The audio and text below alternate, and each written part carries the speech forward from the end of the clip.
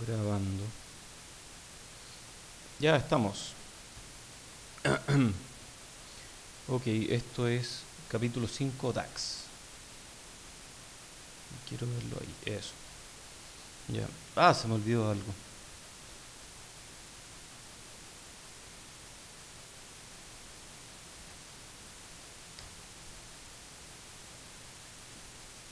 Ya, ahí sí.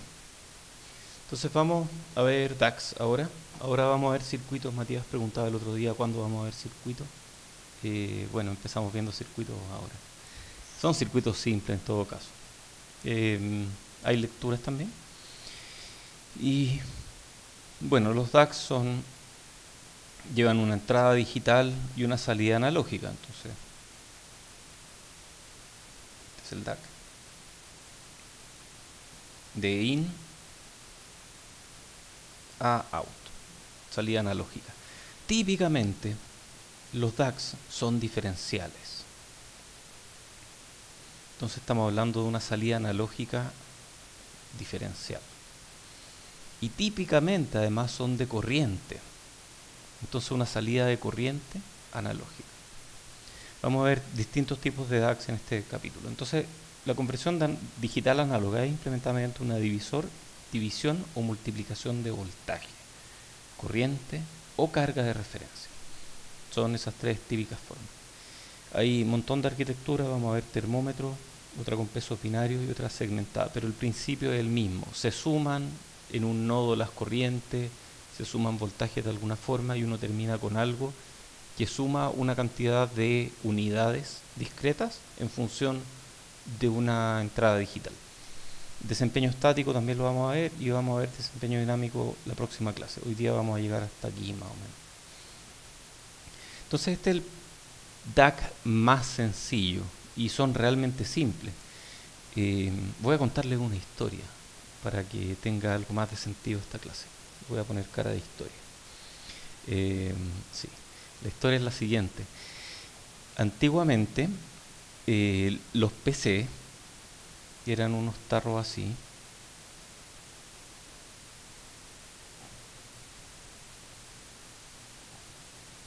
que tenían monitor grandote, era grande hacia atrás, pero tenía, no sé, 12 pulgadas de pantalla, eran súper chicos.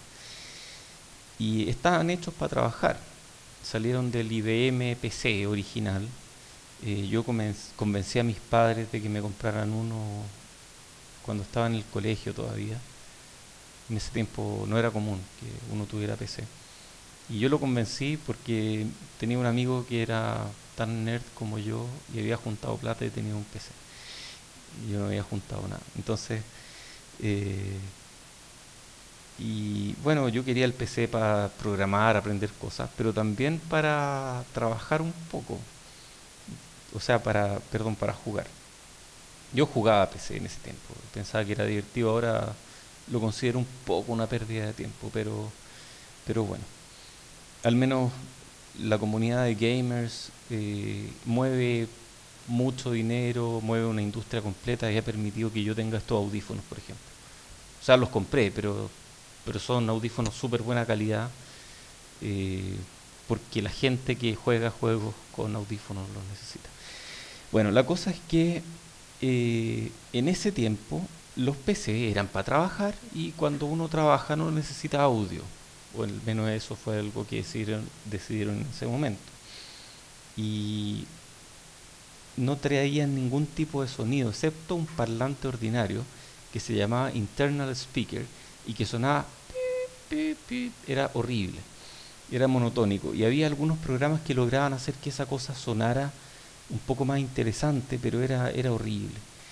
Y después aparecieron las tarjetas de sonido, entonces había que abrir el PC e instalarle una tarjeta de sonido. Costaban, no sé, 70 lucas, me acuerdo, en tiempo en que 70 lucas era mucha plata. Ahora uno va a Casa Royal y compra una tarjeta de sonido USB de este porte. Y la tarjeta de sonido no es otra cosa que un DAC y un ADC. O dos DACs, ok, dos DACs. Porque toman una salida digital y la convierten en analógica para que un parlante la pueda usar.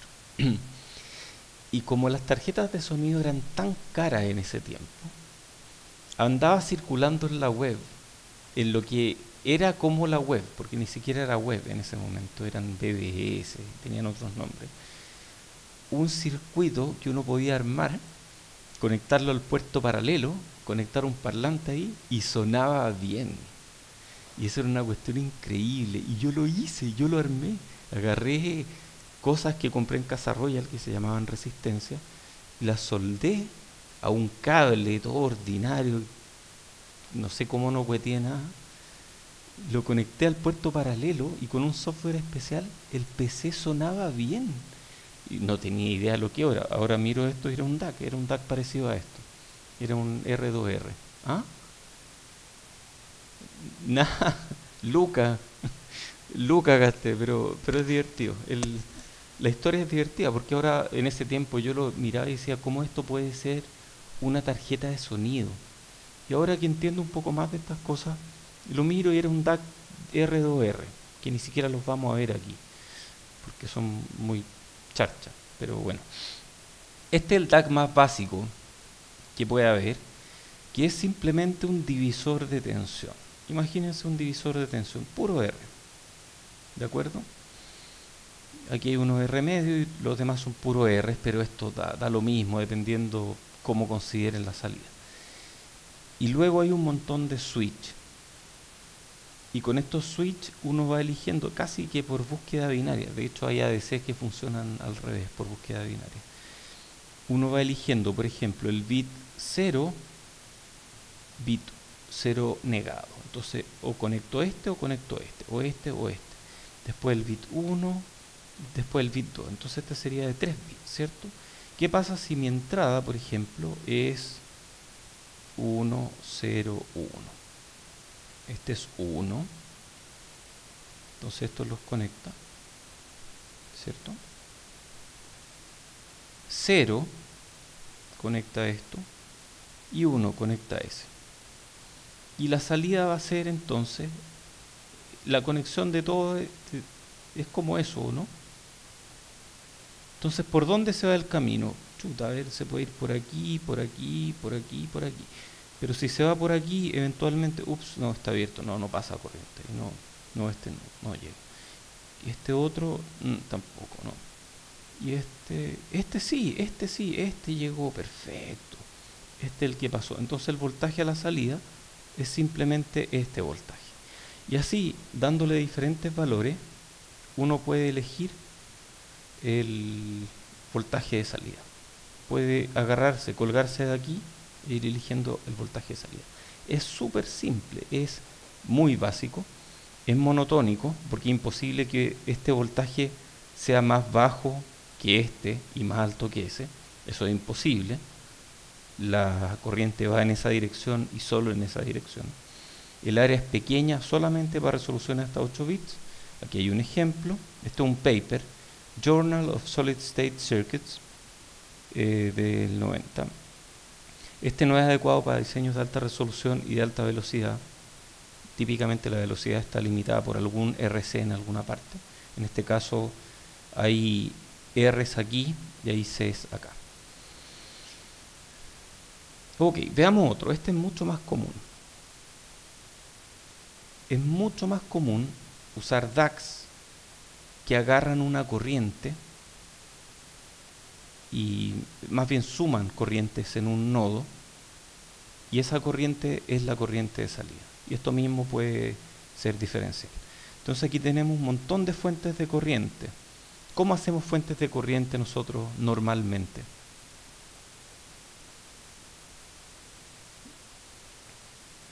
Un transistor, ¿cierto? Con un VG fijo. Y si queremos que sea buena fuente de corriente, cascodeamos. Y de hecho este nodo puede ser el que suma, entonces podemos sumar corriente en un cascodo, y esto aquí es un DAC, esto así tan simple. Entonces hacemos varias fuentes de corriente y aquí necesitamos un decodificador que me lleve de binario a termómetro. Entonces, ¿qué es el termómetro? Binario lo conozco, ¿cierto? Binario, yo sé cómo es binario, a ver.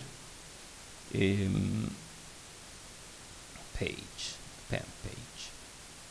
Yo sé que binario es 0, 0, 0, 1, 0, 1, 0, 1, 0, 1. Después aquí hago 0, 0, 1, 1, 0, 0, 1, 1, 0, 0, etcétera. 0, 0, 0, 0, 1, 1, 1, 1, 0, 0, 0, así. Y después 0, 0, 0, 0, 0, 0, 0, 0, 1, 1, 1, etcétera. Y ahí tengo mi números binarios, ¿cierto? Esto es 0, 1, 2, 3. Todos saben eso, ¿de acuerdo? ¿Alguien no sabe? ¿Todo bien? Ya. Pero ¿cuál es el termómetro? ¿Qué es eso de binario a termómetro? Bueno, antiguamente los termómetros eran una especie de reserva de mercurio, aquí, y estaban graduados. Entonces la altura del mercurio indicaba la temperatura, ¿de acuerdo? Ahora son digitales, pero en ese tiempo eran así. Bueno, y cuando sube la temperatura, esta columna de mercurio sube y marca una temperatura diferente. Entonces la temperatura que marca es el nivel entre la parte que está llena y la parte que está vacía. La parte que está llena podemos llamarle unos y la parte vacía podemos llamarle cero. Entonces un código de termómetro es eso. Es un código en que tengo un montón de bits de esta forma, desde el MSB hasta el LSB, y voy llenando a medida que la entrada es mayor. Entonces al final el valor que me entrega un código de termómetro es como la suma de unos, ¿cierto? Más o menos. Eso es la suma de unos. Pero los unos van todos agrupados desde el bit menos significativo hasta el más significativo. Y esto en realidad no tiene mucho sentido porque todos valen lo mismo, ¿cierto? Cada uno de estos vale lo mismo. Entonces el código de termómetro simplemente entrega unos según el número que yo quiero codificar. ¿Conocen otros códigos? Por ejemplo, el código Gray. ¿Les suena o no? Que es parecido al binario, pero el Gray siempre tiene pasos de distancia 1. En cambio, el binario puede tener pasos de distancia 1, 2, 3, 4. Aquí, ¿cierto? El binario tiene pasos de distancia mucho más grandes. ¿Conocen algún otro código? ¿BCD les suena? ¿Han visto BCD probablemente? ¿Han visto otro que se llama One Hot? One Hot es parecido al termómetro, con la diferencia de que los que están abajo son 0. Entonces la posición está marcada por el 1. Donde aparece un 1, tengo codificado el número. Entonces este número es más grande, este número es más grande, este número es más pequeño. Y cuando tengo cosas como esto, no sé cuál es el resultado. Porque el one hot se supone que debe tener solo uno, entonces ahí tiene que elegir el más significativo, por ejemplo. Y ahí sí tienen valor cada bit. Ok, entonces volvamos aquí. Esto necesita un codificador de binario a termómetro. Y si yo tengo 3 bits de entrada, por ejemplo, 3 bits de entrada me pueden codificar hasta 8 números, hasta 2 elevado a 3 bits, hasta 2 elevado a 3 números, que van desde el 0 al 7. 0 puede significar que no hay nada conectado hasta el 7, entonces necesito 7, o en general 2 elevado a b menos 1 fuentes de corriente para implementar un DAC de termómetro de corrientes conmutadas de esta forma. Entonces lo que hacemos es simplemente tener estas fuentes de corriente encendidas, porque apagar una fuente y prenderla toma tiempo, entonces estas cosas son más lentas si es que uno apaga las fuentes. Siempre están encendidas y cuando uno quiere conectarla a la salida, se conecta a través de un switch. Conecto esta, conecto esta, conecto esta, siempre en el mismo orden. Conecto desde la que tiene el índice más pequeño hasta la que tiene el índice más grande. Requiere un decodificador con muchas salidas. Imagínense algo de 8 bits. 2 elevado a 8 es algo así como... Es bueno saberse estos números. En este curso es súper bueno. 256. Entonces necesitamos 255 salidas. Eso es horrible. O sea, son muchas. Y si son 10 bits, estamos hablando de 1023 salidas. Es demasiado. Entonces no es práctico para diseños de gran resolución. Esto está bien, digamos que hasta menos de 8 bits. ¿Cómo es el principio de operación? Esto es una lámina que muestra, identifica cada fuente de corriente con un cuadradito. Y si se fijan, todas las fuentes de corriente son iguales aquí. Todas valen I. Entonces esa le llamamos fuente de corriente unitaria.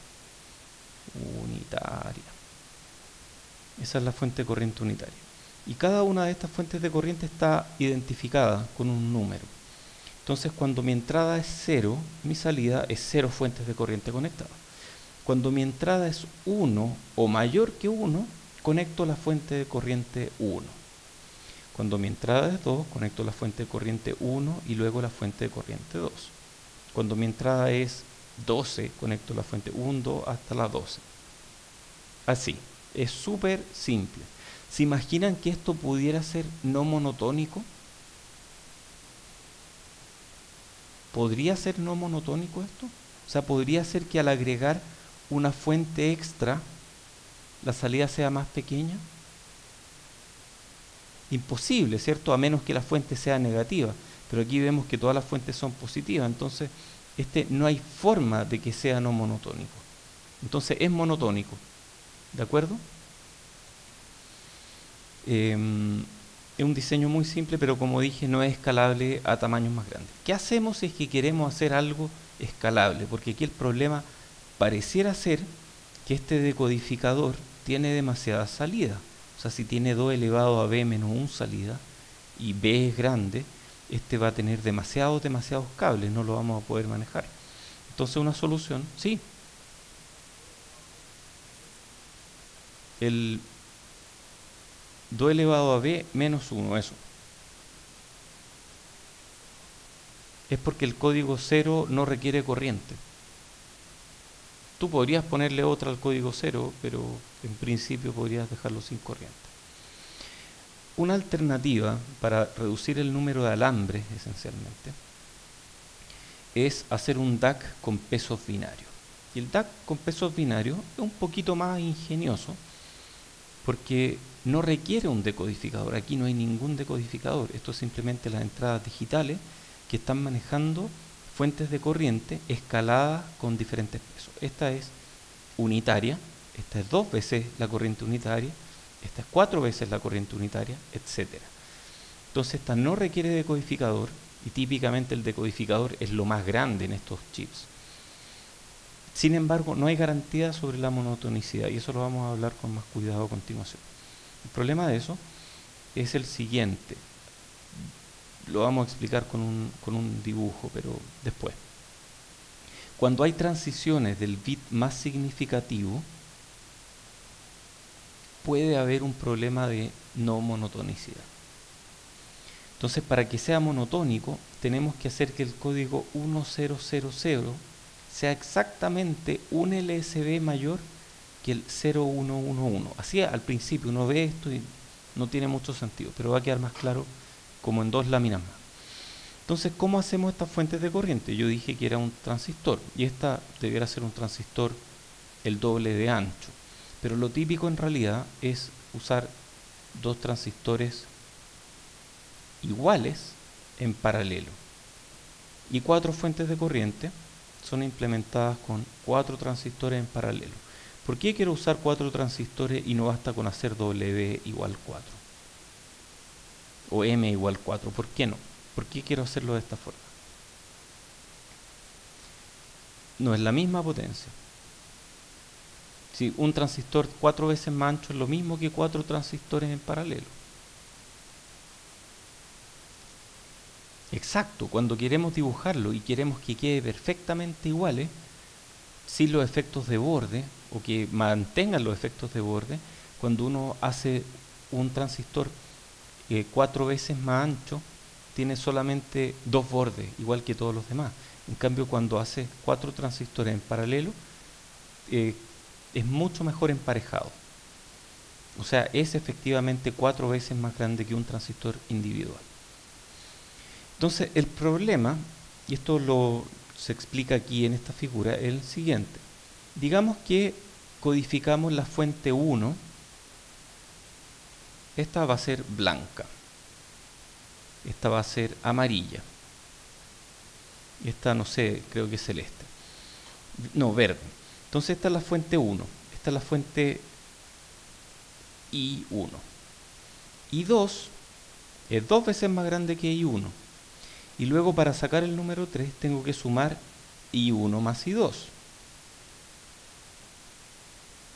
Pero para sacar el número 4 tengo que usar la fuente I3.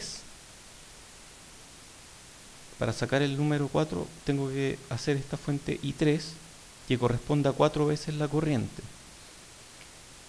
¿Quién me asegura que 4 transistores en paralelo con sus respectivas disparidades va a darme más corriente que 3 transistores en paralelo? Probablemente está bien, probablemente eso está bien. El problema ocurre aquí, en los cambios de los bits más significativos, porque aquí yo tengo la fuente 1, tengo la fuente 2 y tengo la fuente 3, y cuando quiero pasar del código 7 al código 8, para que la salida en vez de ser 7 sea 8, no me sirve sumarle una fuente chiquitita aquí porque no tengo más fuentes de este tamaño, pero sí tengo una fuente que es 8 veces más grande que la fuente pequeña. ¿Quién me dice, quién me asegura que esta fuente, que es 8 veces una fuente individual, con todas sus imperfecciones, va a ser exactamente un LSB mayor que 7 fuentes individuales, cada una con sus imperfecciones? Ese es el problema. Ese problema no ocurre aquí, porque todas las fuentes son iguales, y yo voy sumando de a una. En cambio aquí, yo no sumo de a una, yo cambio 3 por una más grande, por una que es un poquito más grande nominalmente, pero en la práctica puede que sea un poco más chica, o puede que sea mucho más chica. Entonces aquí va a sufrir la DNL. Ahí tenemos problemas de uniformidad. Ahí hay problemas de uniformidad en los códigos. La DNL aquí es mucho mejor, como vamos a ver después, con peso de termómetro es mucho mejor en términos de DNL. La de pesos binarios no es tan buena. Bueno, existe una alternativa que es una especie de compromiso entre ambas, que es el DAC segmentado, que es una mezcla de binario más termómetro. Entonces hay una sección B sub B, bits binarios, y hay otra sección de B sub T igual B menos B sub B, bits termómetro. Entonces tenemos que el número de bits es el número de bits binario más el número de bits termómetro. Entonces los binarios son para la parte fina, para la parte menos significativa, y la termómetro es para la parte gruesa. Entonces esto es como grueso fino. ¿De acuerdo? Decodificador es relativamente pequeño porque solamente queremos el decodificador para la parte termómetro, que pueden ser pocos bits. Por ejemplo, si es que hacemos un conversor de 10 bits y lo separamos en 5 bits binario más 5 bits termómetro, los bits termómetro son solo 5, por lo tanto el decodificador necesita 2 elevado a 5 menos 1, 32 menos 1, 31 salida. Es súper razonable. Y es más fácil lograr que sea monotónico este que uno de pesos binario. Entonces esto es una buena alternativa. Entonces tenemos una sección termómetro que requiere un codificador y tenemos una sección binaria que no requiere codificador. y finalmente sumamos la salida de las dos secciones. Esto de nuevo se explica aquí. Entonces vamos a tener algunos que son binarios y otros que son termómetros. Se fijan que esta verde tiene tamaño 4, esta celeste tiene tamaño 4 y esta naranja tiene tamaño 4. Entonces esta es parte termómetro. De todas maneras, todo esto es termómetro. Mientras que esta parte de acá es binaria. Entonces para el 1, para el 2 hago 2 veces más grande y seguramente 2 fuentes individuales van a ser más grandes que una. Para 3 sumamos, ahí no hay problemas de monotonicidad, y el 4 va a ser una fuente que es más grande, punto. 5, 6, 7 y el 8 va a ser más grande, y entonces la parte termómetro es la que va abajo y la parte binaria es la que va arriba. Todo esto es binario, binario, binario, binario, es la parte fina, y la parte gruesa es termómetro. Y con eso tenemos un conversor suficientemente pequeño, pero que además no tiene problemas de monotonicidad.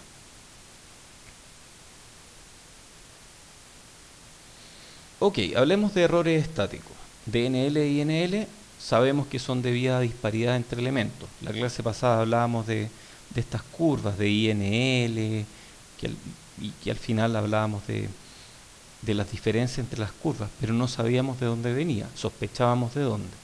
Son debido a disparidad entre elementos. Entonces hay dos tipos de disparidad: los errores sistemáticos y los errores los errores que son aleatorios.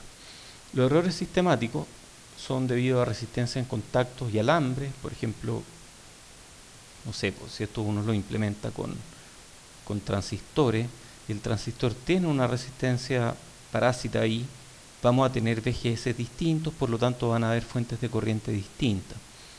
Entonces esos son errores sistemáticos. Efectos de borde, los arreglos de elementos unitarios. Por ejemplo, si yo tengo un arreglo de elementos unitarios donde cada uno de estos en el chip, en el layout, corresponde a una fuente, en la práctica los de los bordes van a quedar distintos, se lo aseguro. Entonces, para evitar ese problema, lo típico es meter el arreglo que uno quiere dentro de un arreglo más grande. Y estos de acá, los que están alrededor, se llaman dispositivos dummy, que no están conectados, pero están en el esquemático, están desconectados en el esquemático. Y esos dispositivos dummy lo que hacen es simplemente igualar las condiciones de manera de que este gallo acá tenga puros vecinos iguales y este gallo acá también tenga puros vecinos iguales.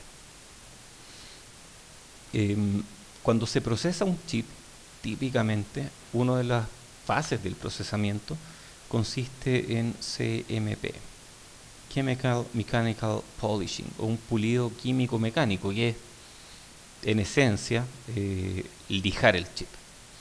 Se lija el wafer completo. Y cuando uno ve un wafer que tiene un montón de chips y cada chip tiene unas partes que son más densas que otros, por ejemplo el óxido de silicio es bien denso, es bien difícil de lijar. En cambio el metal es fácil de lijar. Entonces las partes que tienen mucho metal, si uno mira por el lado, las partes que tienen mucho metal quedan como media hundida. Y cuando uno tiene un montón de capacitores, por ejemplo, de metal, quedan poco hundidos al medio, entonces los del medio van a ser más chicos y se producen unos gradientes de proceso. Esos gradientes en este caso pueden ser radiales, o sea que quede algo más chico al medio y más grande a los alrededores, o pueden ser gradientes simplemente aleatorios, gradientes lineales, que afecten el chip de manera lineal. También tenemos problemas de resistencia de salida finita a la fuente de corriente. Hay diferentes problemas, esos son sistemáticos. Existen otros problemas que vamos a ver después, que son más importantes. En general hay técnicas de layout, como decía esto de los dummies alrededor, y diseños razonables. Por ejemplo, hay diseños de secuencia de conmutación adecuados que hacen que yo no conmute en orden esta cosa. Por ejemplo, un pésimo una pésima secuencia sería 1, 2, 3, así, en este orden, porque cada vez voy más hacia el centro. No es lo suficientemente aleatorio. Los del centro puede que hayan quedado más chicos que los de afuera. En cambio, si es que yo lo elijo de manera absolutamente aleatoria en todo este rango, quedan mejor.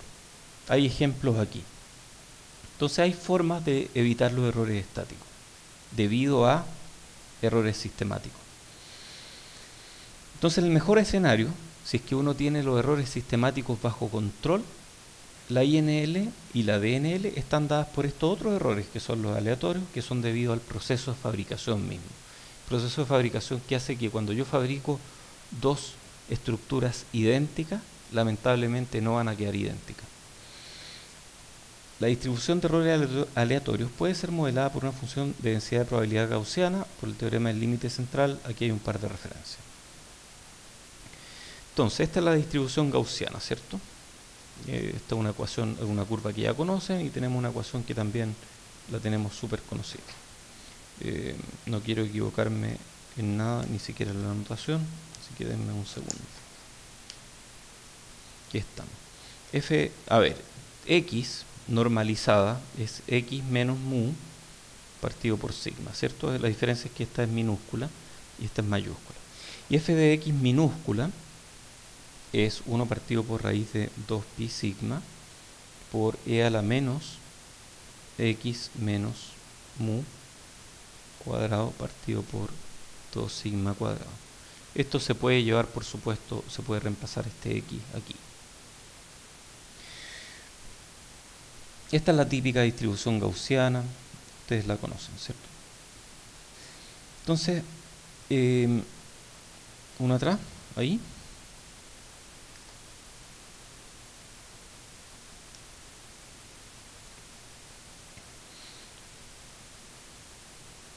Bueno, en este oficio de diseñar y fabricar chips, existe un término que se llama yield, que en inglés quiere decir ceder, pero también significa otras cosas. En este caso se usa otra acepción que tiene que ver con producción.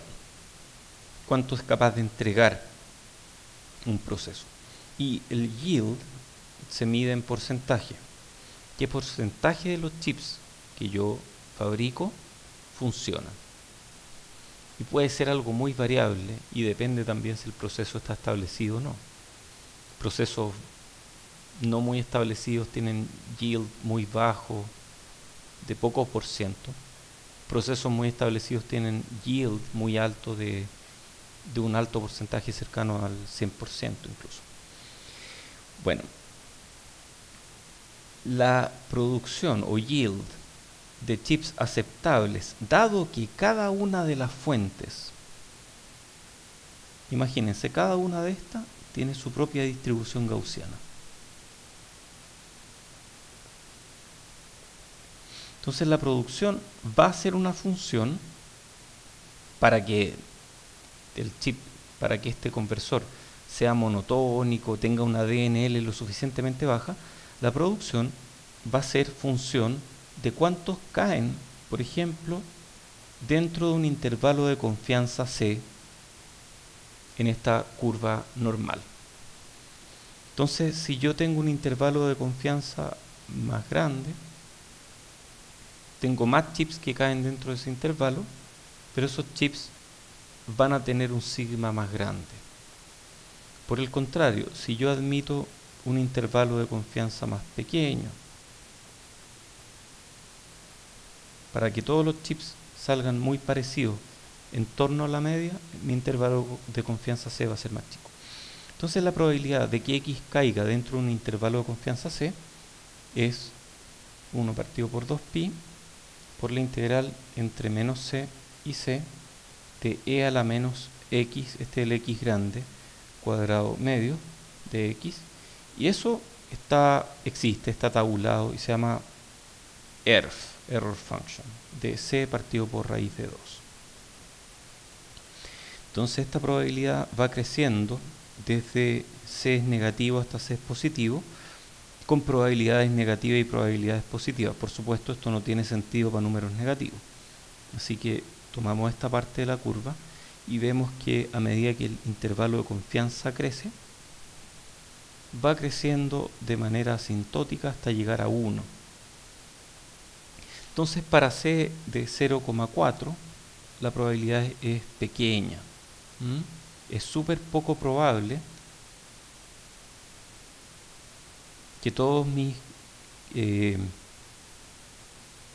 que todos mis elementos caigan en esta parte de la curva.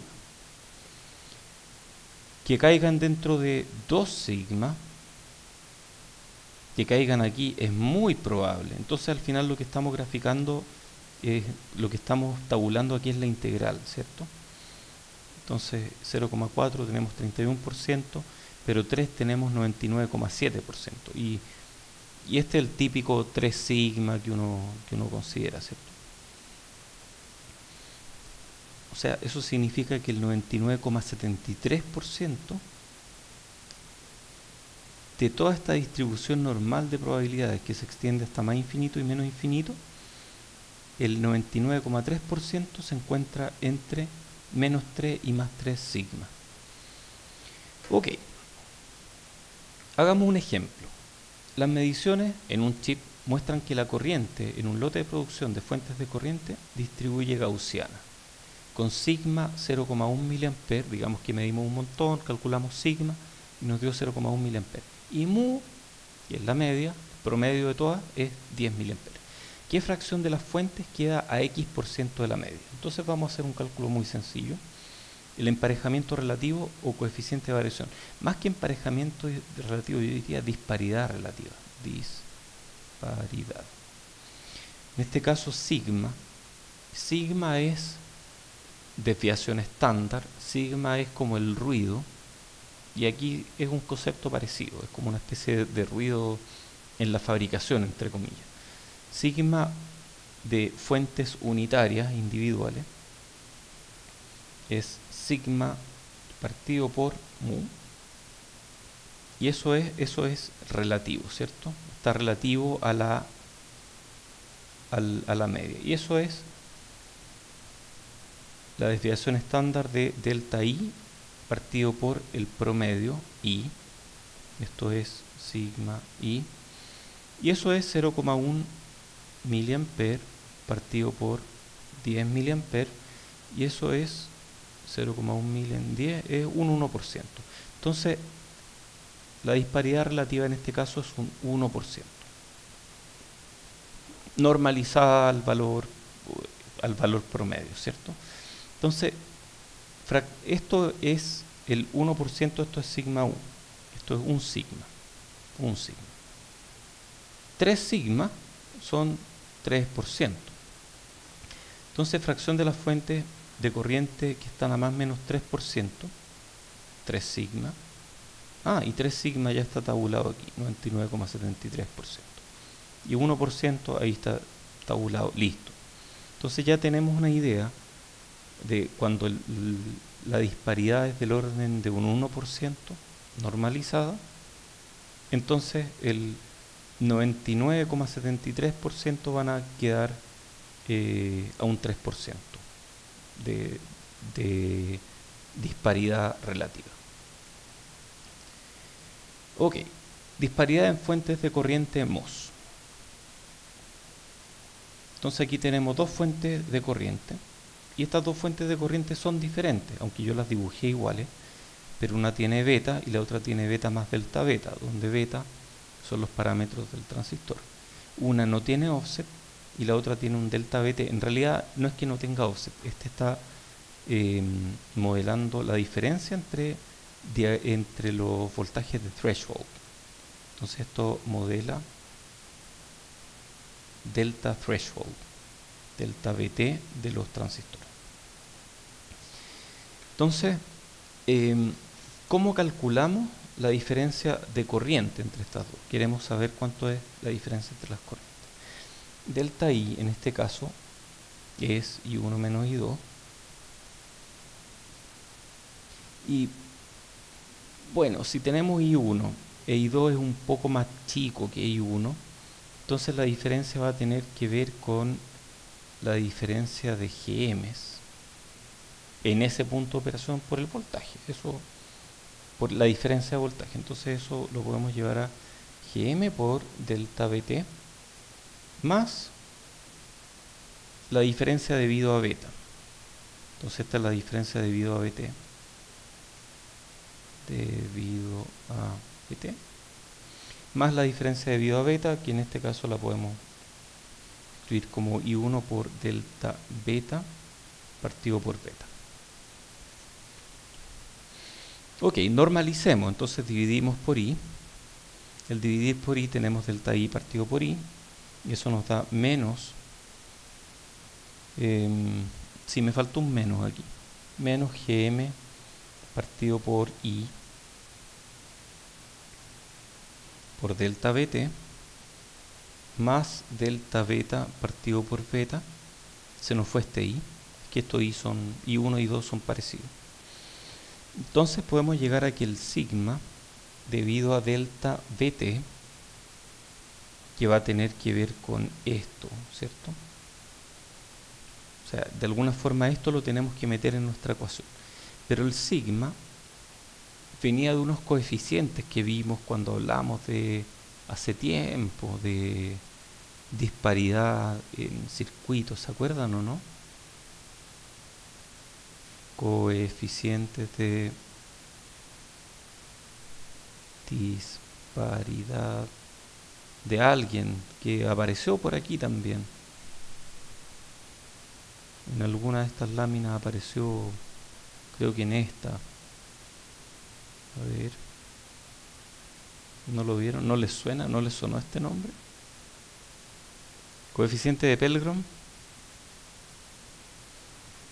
Bueno, los vimos en algún momento en el curso anterior, que eran estos coeficientes de disparidad, que nos decían que dos elementos van a ser tan parecidos como puedan ser según unos coeficientes, que eran, por ejemplo, A sub Vt para el voltaje de umbral, dividido por raíz de WL, que ese era el área del transistor. Y sigma de delta beta partido por beta va a ser un A sub beta partido por raíz de WL. César.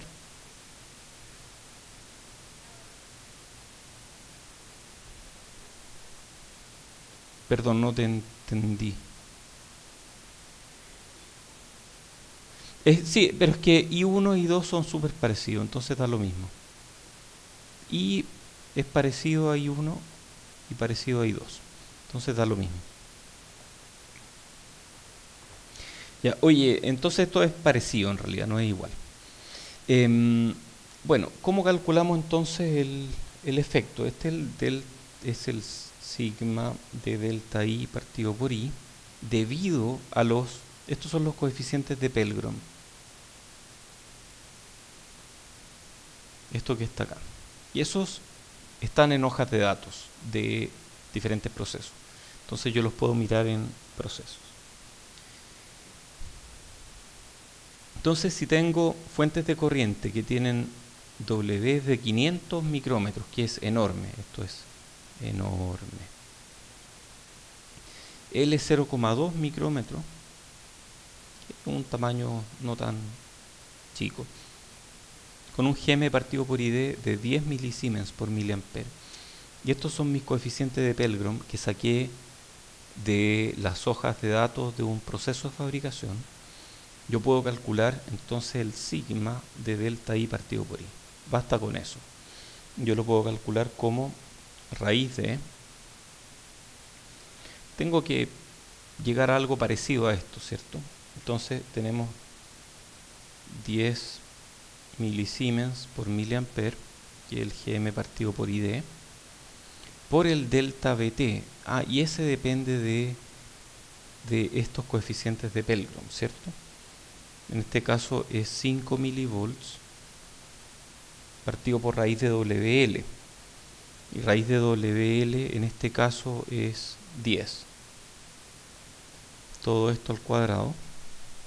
Más 1%, que sería este de a beta. Estamos llenando esta parte de la ecuación. Partido por raíz de WL, que es 10. Y el resultado de esto, perdón, esto al cuadrado, el resultado de esto es 0.51%. Entonces, es posible, teniendo, esta es la conclusión de esta lámina, teniendo los coeficientes de Pelgrom que salen de hojas de datos y teniendo los tamaños de los transistores, usando esta fórmula, yo puedo calcular cuál va a ser la disparidad relativa entre las fuentes de corriente que yo puedo fabricar. Y con eso ya tengo una noción de si van a quedar muy distintas o no. Aquí 0,51%. O sea, en este ejemplo de acá, este sigma U era un 1%. Si hago transistores enormes, termino con un sigma un poco más pequeño. Este es el mismo sigma que antes, pero estamos calculándolo para llegar a un resultado. Sí.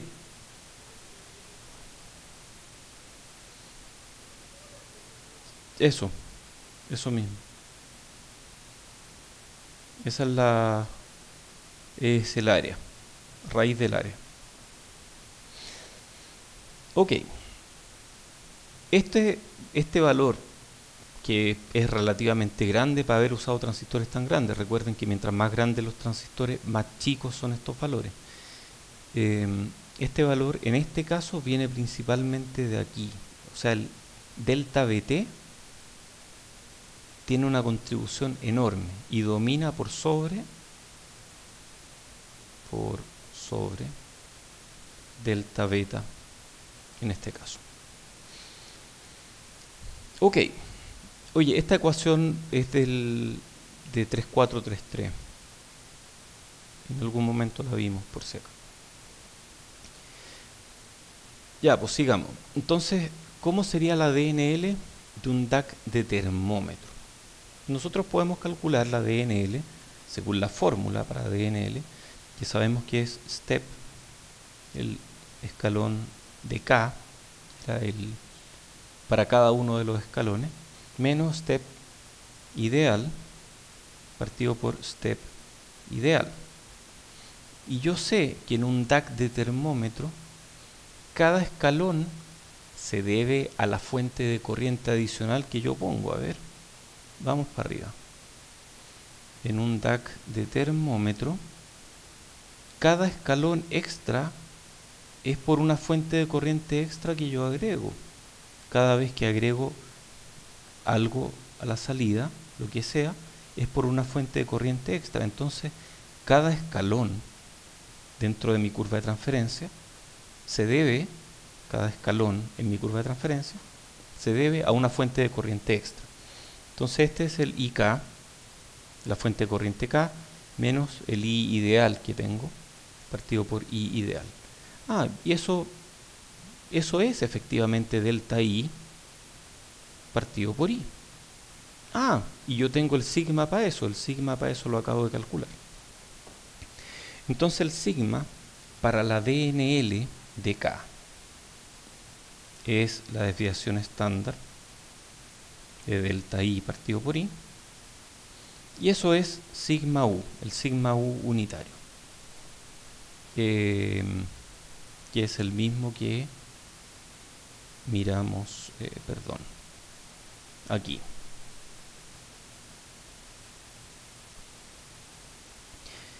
Muy bien.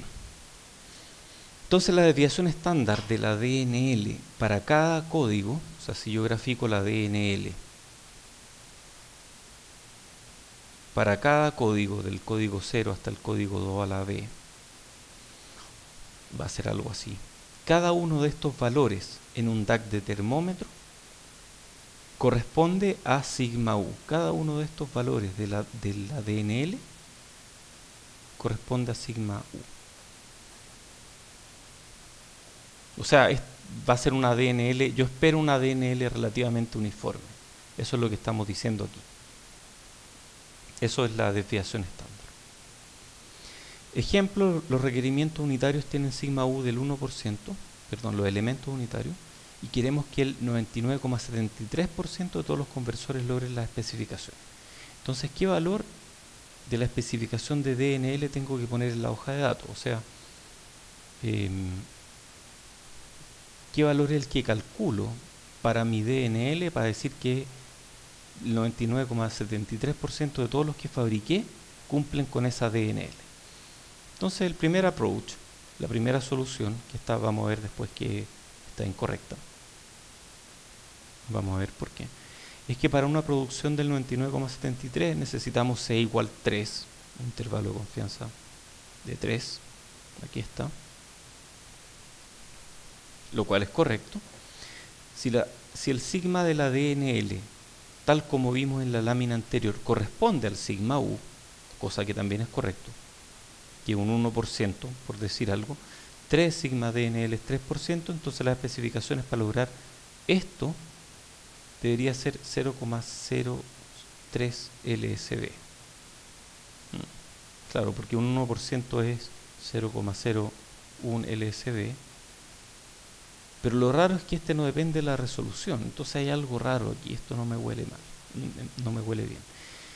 Hay que tener en cuenta que para que un conversor cumpla con las especificaciones, todos los códigos tienen que cumplir con alguna especificación de DNL. Por ejemplo, DNL del código K es menor que la DNL especificada máxima para todo K. Un conversor que tiene más código, suena razonable esperar que va a ser más difícil que cumpla con la especificación. Puede que lo cumpla para algunos códigos, pero no para todos. Entonces, ¿cuán importante es esto? Digamos que son n códigos y suponemos que las DNL de K son todas independientes. Entonces, la probabilidad de que todos los códigos cumplan es la probabilidad de que un solo código cumpla elevado a n. ¿Cierto? Eso viene de probabilidades. Entonces, elevamos a 1 partido por n y la probabilidad de que todos los códigos cumplan elevado a 1 partido por n es la probabilidad de que un código cumpla. Entonces veamos dos ejemplos de esto. Y luego esto está pasado por la error function y todo. Aquí tenemos los resultados. Entonces calculamos los intervalos de confianza para estos valores, para 6 bits y para 12 bits. Y vemos que son relativamente parecidos. Entonces el valor de C es relativamente parecido. Entonces el resultado mejorado en este caso para lograr una producción del 99,73% es la siguiente. Cuando tenemos 63 fuentes de corriente individuales para un conversor de 6 bits, la especificación para la DNL debiera ser esta que está acá, que es una especificación de DNL súper chica. Y cuando crece el número de bits al doble, la especificación para la DNL no sube tanto. O sea, la DNL no empeoró mucho. Subimos B de 6 a 12. DNL no subió mucho, no empeoró. Acuérdense que la DNL queremos que sea 0. Empeoró mucho. Esto es para un DAC de termómetro. Recuerden que dijimos que el DAC de termómetro es súper fácil de hacer que sea muy bueno, muy lineal. No ocurre lo mismo con el DAC de peso binario. Entonces ya, no fue tan complicado obtener una estimación relativamente exacta, pero no siempre es fácil. En un DAC segmentado es mucho más complicado porque las DNL de los diferentes códigos no son independientes, como en este caso. La DNL de cada paso depende de una fuente de corriente individual. En cambio, en un DAC segmentado, el efecto de una fuente de corriente está en varios códigos al mismo tiempo. Entonces no podemos hablar de DNL independiente. Entonces lo típico que uno hace cuando simula uno de estos chips es correr MATLAB. Entonces uno agarra MATLAB, asume una distribución de probabilidades calculada según, por ejemplo, los datos del fabricante respecto de cómo quedan los transistores y corre muchas simulaciones que le llaman de una forma a estas simulaciones donde uno pone sigmas. ¿Cómo le llamaban a estas simulaciones con sigma? De Monte Carlo, ¿cierto? Ya, entonces uno corre simulaciones de Monte Carlo y ve cómo distribuyen los resultados. Y una cierta parte de ello va a cumplir con las especificaciones para DNL y otra parte no las va a cumplir. Entonces primero uno hace estimaciones de este estilo, como las que hicimos recién, que son relativamente optimistas, pero al final terminamos con simulaciones de Monte Carlo. Eso es inevitable. Con eso encontramos la producción esperada y ajustamos las especificaciones. Siempre es bueno tener una idea cualitativa, entonces siempre es bueno hacer este tipo de análisis primero. Ok, hablemos de la INL. ¿Cómo será la INL en este caso? Eso es, ¿cierto? Es eso esencialmente. Es sumar sobre variables aleatorias que tienen una cierta distribución. La INL es IOUT menos IOUT en el caso de uniforme. Esto es para el paso K, partido por step average. Tal como dice César, la INL de K va a aparecer una sumatoria en alguna parte. Aquí tengo sumatoria. Esto del IOUT de K es la sumatoria de los DNL hasta ese punto. Y los DNL dependen de los sigma. Entonces, efectivamente, J igual 1 hasta K de las corrientes individuales. Menos, este es el promedio, K partido por N, por la sumatoria desde J igual 1 hasta N, de I sub J, partido por 1 partido por N, el paso, que 1 partido por K veces esto, por sumatoria de J igual 1 hasta N, de I sub J. Y eso es un resultado un poco feo, pero podemos llevarlo a esta otra forma. N veces sumatoria de J igual 1 hasta K de I sub J. A este le llamamos A.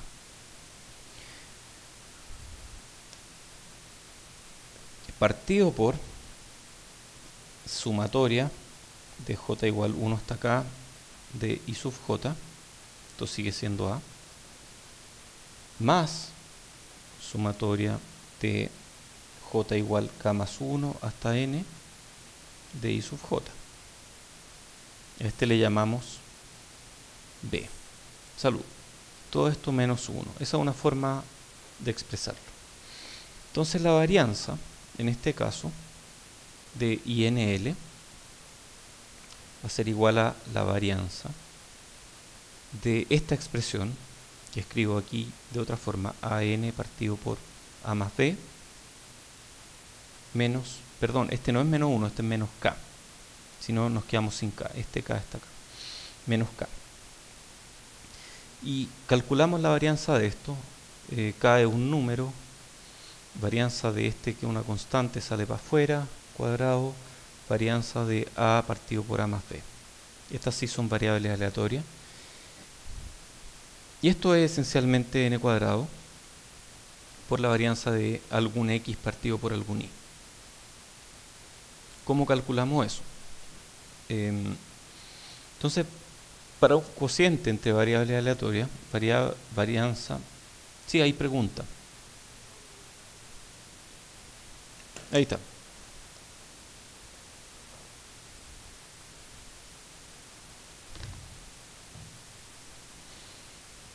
Entonces, para un cociente de variable aleatoria, tenemos que... Yo no soy experto en estadística, pero esto sale de un libro que está en la web. Está disponible aquí mismo. Varianza de x partido por y es como mu x partido por mu y cuadrado por sigma x cuadrado partido por mu x cuadrado más sigma y cuadrado partido por mu y cuadrado menos algo que tiene que ver con las dos veces la covarianza de x e y partido por mu x mu y. Después de identificar media, varianza y covarianza necesarias para esta aproximación, llegamos a lo siguiente. No sé bien para dónde vamos, pero a alguna parte llegaremos. Este análisis creo que es de Merman. No es de Merman, es de Kuboki. Es bien antiguo en realidad. Llegamos a lo siguiente. Varianza de la INL O sea, lo que estamos tratando de sacar al final es cómo cambia la INL en función del código K. Ya vimos que la DNL era uniforme la varianza. La INL no sabemos cómo es. Queremos saber cómo es la INL, que es simplemente sumar algo que tiene varianza uniforme. Y es K por 1 menos K partido por N por sigma U cuadrado. Entonces el sigma DNL, no, perdón, sigma INL de K va a ser sigma U, que es el sigma de la DNL, por raíz de K por 1 menos K partido por N, y ese es el resultado final. Entonces esto lo que nos dice es que cuando K es 0, la INL es 0. Cuando K es N, la INL es 0. Ah, está bien. Nosotros esperamos que la INL sea 0 en los extremos. Y entre medio va a crecer y después va a bajar de alguna forma que describe esta curva. Algo así.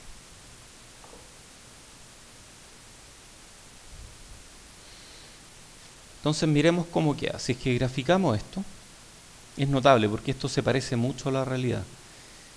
Para n igual 64, o sea, estos son 6 bits. Y para 128, 7 bits. La INL va a seguir esta curva. Esta está descrita por la que acabamos de ver. Por sigma U por raíz de K por 1 menos K partido por N. Entonces esa es la curva que vimos recién. Para n igual 6 y esta para n igual para n igual 2 elevado a 6 y para n igual 2 elevado a 7. Y vemos que efectivamente sigue una curva que parte en 0, termina en 0 y tiene un valor máximo al medio. Entonces la desviación estándar de la INL máxima está en la mitad de la escala. En K igual n medio, nosotros podemos evaluarlo. Sigma INL max va a ser sigma U, que es la de la DNL, por raíz de n medios. Estamos reemplazando aquí K igual n medios por 1 menos n medios partido por n. Y si hacemos esto, llegamos a un medio sigma U raíz de 2 elevado a b. Entonces esto crece con la raíz de 2 elevado a b, este valor máximo. Y ese valor máximo es el que nos importa porque nos dice cuánto se aleja nuestro DAC de la realidad. Esto es para un DAC de peso termómetro. Entonces es el caso más simple. Aquí hay más detalle.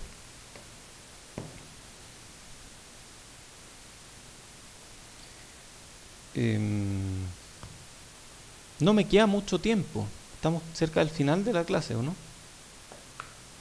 Sí, ya, vamos a avanzar hasta donde podamos, ¿no? Entonces, ¿cuál es la resolución alcanzable en este caso? B, el logaritmo en base 2 de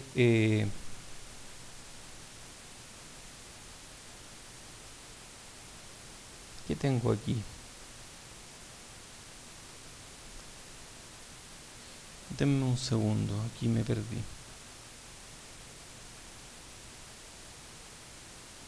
Yo necesito para este valor de acá.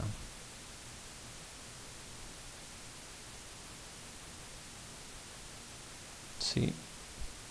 No, aquí me perdí. Esta parte la tengo extraña aquí.